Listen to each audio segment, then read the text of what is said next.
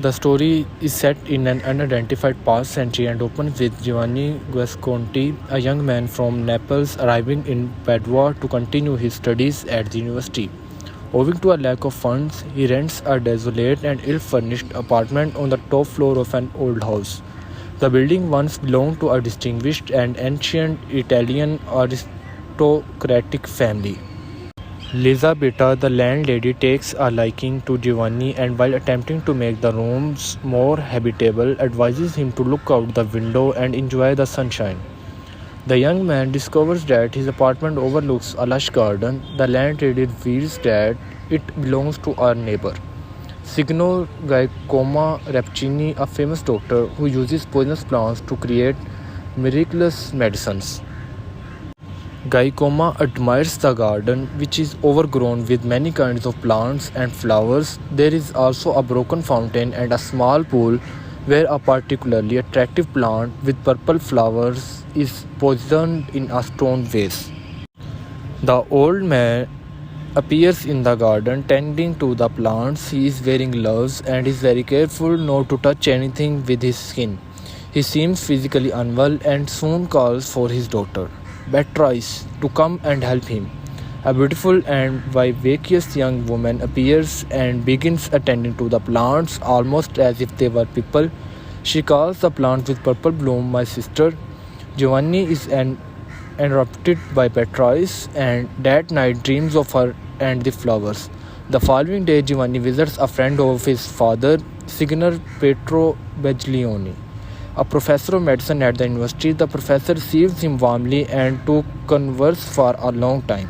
Eventually, the young man asks about Rappaccini, and Baglioni reveals that he is a famed scientist who believed that cures can be derived from poisonous and dedicated his life to growing poisonous plants and experimenting with them. The professor praises Rappaccini's dedication to science but criticizes his seeming indifference to human suffering.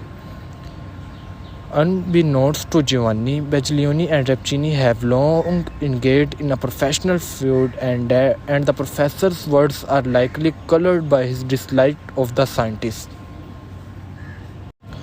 On the way back to his lodgings, Giovanni buys a bouquet of flowers. Once at home, he sits in the shadow next to the window so as not to be seen from below.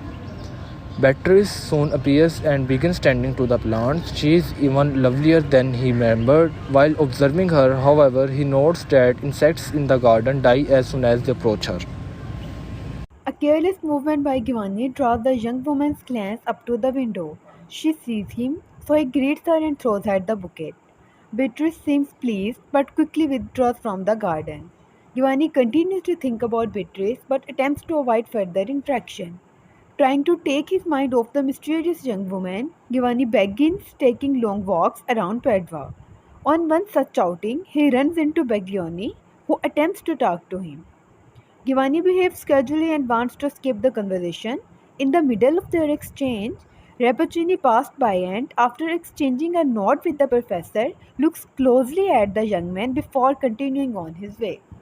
Baglioni notices the look and attempts to question the young man. The professor suggests that Rappaccini has taken an interest in Giovanni and plans some kind of experiment.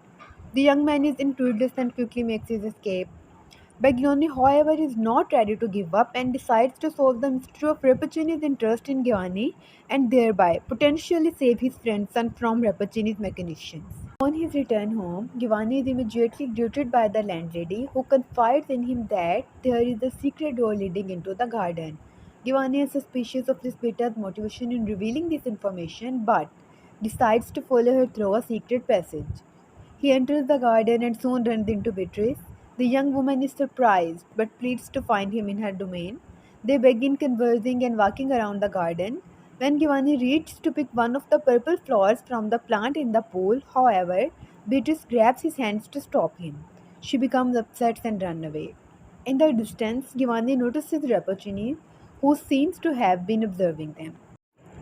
Giovanni dreams about Beatrice and the garden. In the morning, he becomes aware of tingling sensation in his hand and notices a bruise in the shape of small fingers where the young woman had taken hold of him.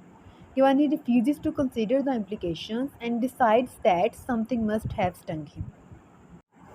After the first meeting, there is a second and a third, and soon the two young people spend all their free time together. Beatrice is always happy to see Giovanni and he becomes her connection to the outside world. Despite their frequent meetings and mutual feelings, however, their connection doesn't progress beyond friendship. Each time things seem to be heading towards romance, Beatrice becomes sad and stern, raising various suspicions in Giovanni's mind. One day, Baglioni comes to the young man's home uninvited. He begins telling a story about Alexander the Great, who had been offered a beautiful girl as a gift by one of the people he had conquered.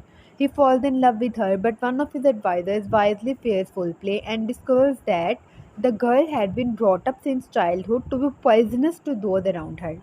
Giovanni dismisses the story, but the professor insists that Beatrice was brought up by Rappaccini in a similar way. As a parting gift, Begoni leaves a vial, the strongest known antidote to Rappaccini's poisons. Giovanni is overcome with doubts and suspicions but eventually dismisses them. He goes out to buy flowers before his daily visit with Beatrice, but the flowers will tell most as soon as he buys them. To confirm his growing suspicions and fears, he breathes on a spider and is horrified to see it die. He realizes that he has absorbed some of Beatrice's poisons and has become in turn dangerous to those around him. He is enraged and confronts her in the garden. He is verbally abusive and accuses her of purposefully trying to isolate him from others so that he would join her in her seclusions. Beatrice is horrified at the effect she has had on Giovanni and swears that it was unplanned.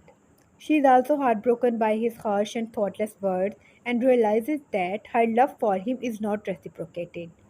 Giovanni wants to save them both by sharing the antidote. Beatrice agrees but entreats him to wait and observe its effect on her. At the moment she drinks the liquid, Rappaccini appears and confirms that he wanted Giovanni to become poisonous like Beatrice so that they could live together and procreate. The young woman is horrified at her father's scheme. The antidote proves fatal to the young woman as she is not poisoned but a poison herself. She dies in front of her father and Giovanni. At the moment, Baglioni looks out the window and rejoices in Rappaccini's misfortune.